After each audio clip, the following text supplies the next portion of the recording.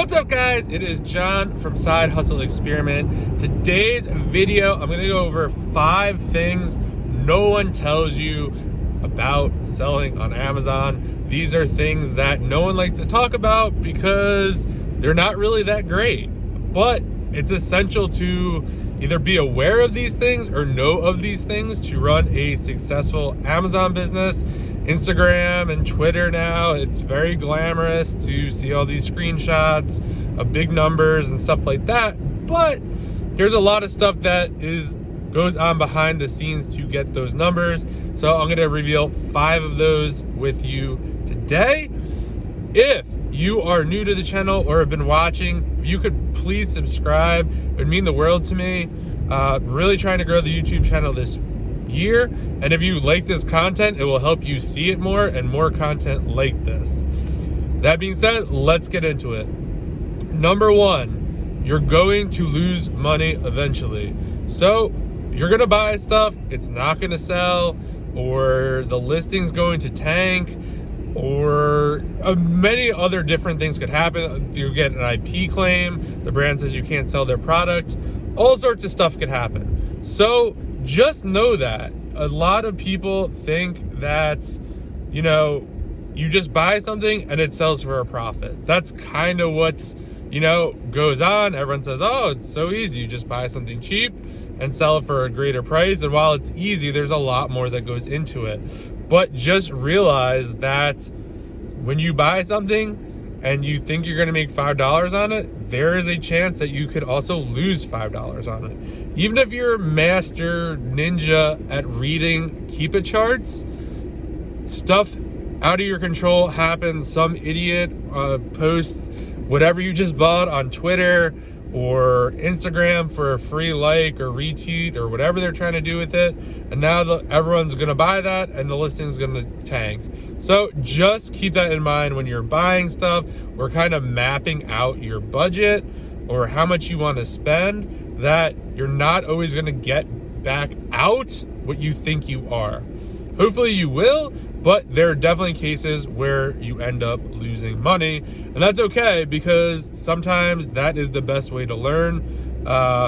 Anytime I lose money on a product, I always go back and it's always just like, hey, what did I miss on the Keepa? Where did I miss here?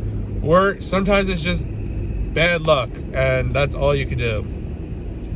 Number 2, you're not going to be able to take money out of the business right away if you want to grow it.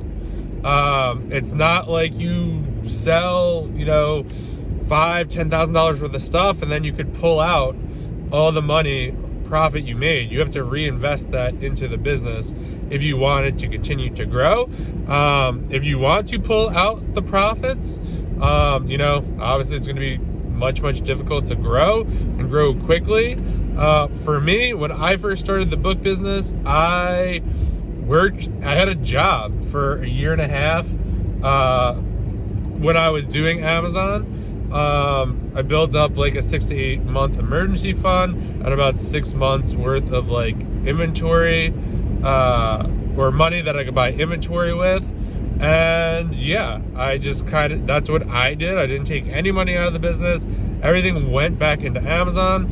And then when I did online arbitrage and stopped doing books, the online arbitrage account was kind of like where all the money was being made, and I was still taking out. So it wasn't until I really stopped taking out of the account for 3 to 4 months and just reinvested it all in the business is when it really started to grow. So just keep that in mind, that if you want to keep growing month over month, most likely you're not going to be able to take out a lot of money from the business. You may be able to take some, but not all of it. And I think a lot of people kind of get that mixed up. Number 3, it's really hard the first 6 months. It's brutal. I do a lot of coaching calls with people now. And we have a Discord. If you want to do a coaching call, there should be a link below. There's a link below to the free Discord that I just started, FBA Inner Circle. And just some of the stuff that people ask, or assumptions, or stuff they saw on TikTok or whatever, it looks so easy. Oh, like you've seen those videos where they go, oh, hey, mister, what are you doing? He's like, oh, I sell on Amazon. And he's like scanning Nike shoes or whatever. Yeah, like that guy was at that store, probably scanned 200 pairs of shoes, found the winner, and then like for the video is like, oh, hey, look at this. You can make $60 on this shoe or whatever. It's not that easy. It's going to take you 3-4 months to even kind of know what you're doing. By the time you get your account set up, all the software is kind of going. If you're doing online arbitrage, you need Keepa and SellerAmp. If you want a free trial, there's below. But yeah, just realize it's hard. Anything you do at the beginning that's worth it is hard. That's just how it is, because you don't know what you're doing just yet. And once you do, it will get easier. The more you do it, it gets easier. And the more time you can put to it, it gets easier, because the quicker you're going to learn. Number 4, this is the hardest one. And I get a lot of questions about this. I'll say what it is first. So this could all be taken away from you, your Amazon business, at any given time. Amazon could shut you down. They could suspend you. They have stuff in place now where I think they don't just lock you out of your account anymore. So this is only recent. So what used to happen is, from what I've heard, I've never got suspended, is they literally just shut down your account. You can't log in. Your inventory is there. You can't take money out. And you basically have to figure out, or I don't know if you could only do certain functions. Maybe you could only communicate with them. But you have to try to get your account back. Now, supposedly you have 72 hours to kind of explain what happened or try to give them what they want. But that is one thing that can happen. We play an Amazon sandbox. They change the rules. We either have to adapt or move on. But yeah, they most likely won't, because we account for 60% of their sales, but they could say, hey, we don't want to use third-party sellers anymore. We're just going to buy our own stuff. But so how do you wrap your head around that? Number 1, a lot of the suspension stories you hear are because they actually did break the rules. They didn't think they were breaking the rules, but they actually did break the rules. There's always more to this. There's always more to the story, from what I have learned from being in the space over 4 years now. Yeah, it's never just, oh, they just randomly shut down my account. It's usually something was sent in wrong. There's all sorts of stuff. I'm not even going to get into that. Number 2, just like anything else in life, when there is a problem, you need to come up with a solution. There are lots of solutions out there. It will cost you like $2,000-$3,000, but there are, services out there that will, go to bat for you, help you navigate it, hopefully get you unsuspended. They just know how to navigate the waters better than you can. But yeah, for me, I do the right thing. But in my Amazon business, I follow all their rules, stay up to date on the changes. I have a network that kind of helps me keep up to date as well. And you know what? I don't worry about it, because I am doing the right thing. And if I were to get suspended, it probably would be due to a misunderstanding or something silly. And then I could deal with it then. There's no reason to think about it all the time. Like, oh, what if I get suspended? Like, I just don't think about it like that. It's like, if I get suspended, then I'll figure it out. I have a network of people I can reach out to. I know services I can reach out to. So that's how I'll handle it.